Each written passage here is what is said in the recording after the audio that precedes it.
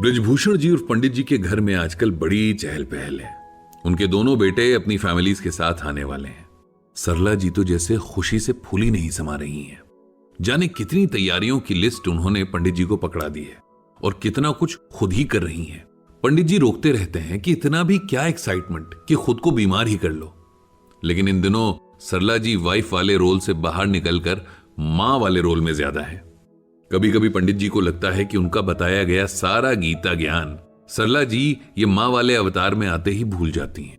लेकिन फिर भी वे ये जानते हैं कि ये सब इमोशंस हैं जिन्हें जबरदस्ती नहीं बांधा जा सकता। इस टाइम पर अगर पंडित जी उन्हें गीता ज्ञान याद दिलाने बैठेंगे तो अपना और सरला जी का टाइम ही वेस्ट करेंगे और कुछ नहीं। ज्ञान चाहे कुछ भी हो, किसी भी तरह का हो, उसके लिए ज्ञान देने वाले और ज्ञान पाने वाले दोनों का मन एक स्तर पर होना चाहिए।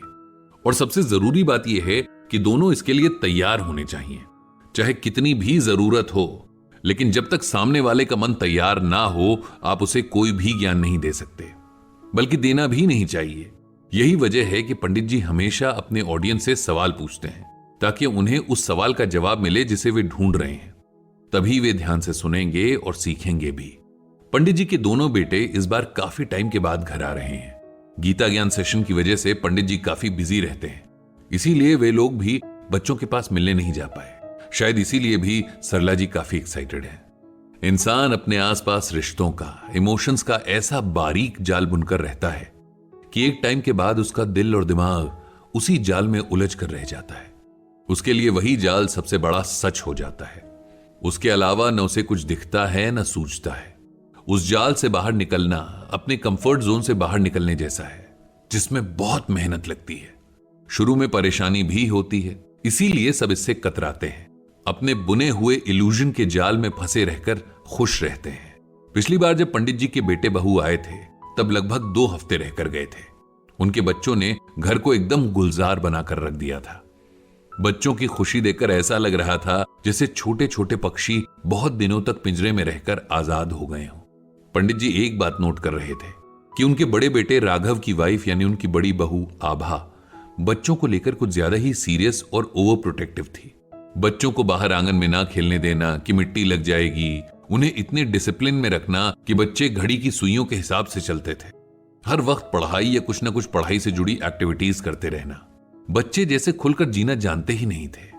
पंडित जी और सरला जी ने 3-4 दिन तो ये सब नोट किया और जब उनसे नहीं रहा गया तो उन्होंने आभा को बुलाकर बिठाया और कहा कि इसे अपने बच्चों की लाइफ में दादा दादी का इंटरफेरेंस न समझें, लेकिन हमें लगता है कि बच्चों को थोड़ा सांस लेने की जगह देनी चाहिए।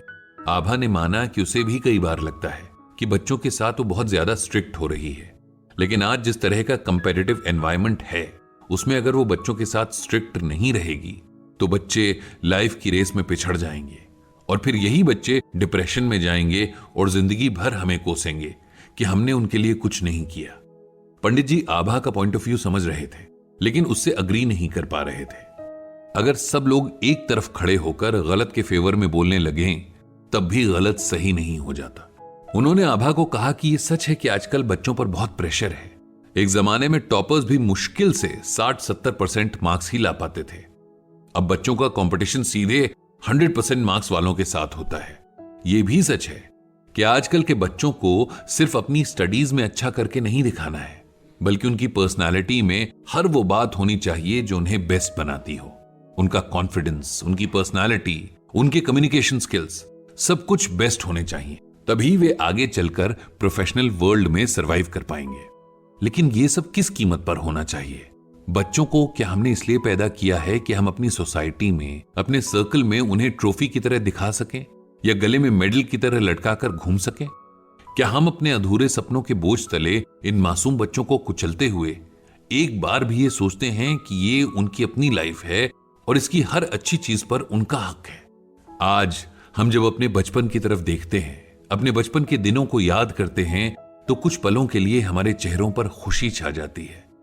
थोड़ी देर के लिए हम अपने सारे दुख परेशानियां भूल जाते हैं। ऐसा क्यों है?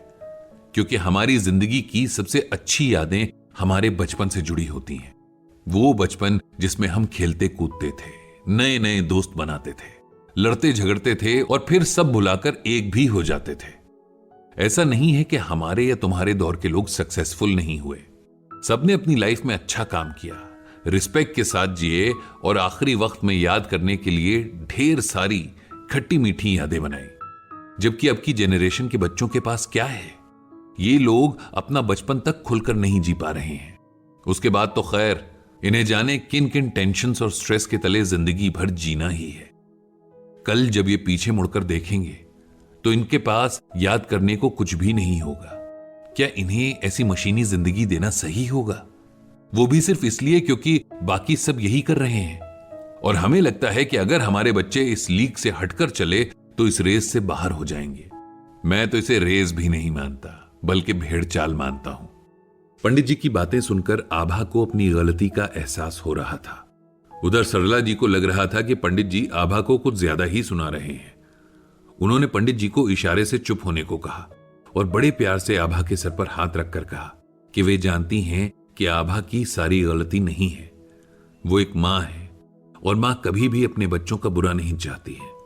लेकिन कभी कभी किसी से बहुत ज्यादा प्यार करने की वजह से हम भूल जाते हैं कि प्यार में थोड़ा स्पेस भी चाहिए होता है, वरना सामने वाले का दम घुटने लगता है और हमारा प्यार उनके लिए सजा बन जाता है। सरला जी ने कहा कि उन्हें आभा की एबिलिटीज पर कोई शक नहीं है, बल्कि वे तो अक्सर सबसे उसकी तारीफ करती हैं। जिस तरह से वो घर और काम को मैनेज करती है और बच्चों का भी इतने अच्छे से ख्याल रखती है और उन्हें उस पर पूरा भरोसा भी है। बस जरा सा ये चाहते हैं कि वो खुद भी थोड़ी सांस ले। सारा टाइम अगर बच्चों के बारे में ही सोचेगी, उन्हीं के कामों में उलझी रहेगी तो खुद कब जिएगी?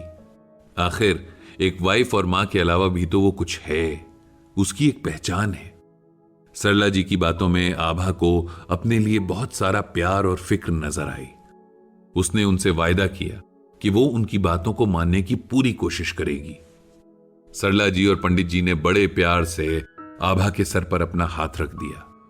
इन सब बातों के बीच पंडित जी को श्रीमद् भगवद गीता का एक श्लोक याद आ गया। सत्वम रजस्तम मिति गुणाः प्रकृति संभवाः निबध्नन्ति महाबाहो देहे देहिनम अव्ययम।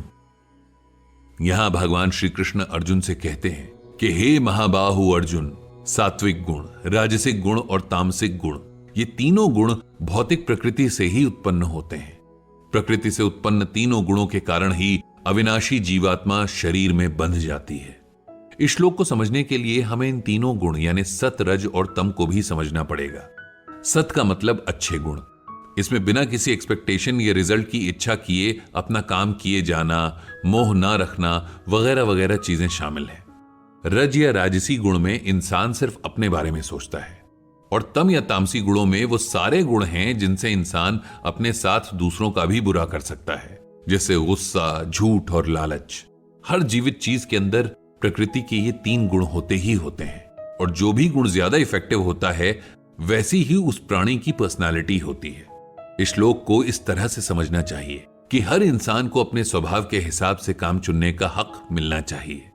ऐसा काम जिसमें उसे रोज खुशी मिलती हो, उसका मन लगता हो। हमें अपने बच्चों को भी उनकी कैपेसिटी और इंटरेस्ट के हिसाब से वो जो चाहें वो काम करने देने चाहिए। श्रीमद् भगवद गीता में भगवान ने ये कहा है कि किसी पर भी जबरदस्ती करने का कोई फायदा नहीं है। पंडित जी ने भगवान श्री कृष्ण से सबको सद्बुद्धि देने की प्रार्थना की।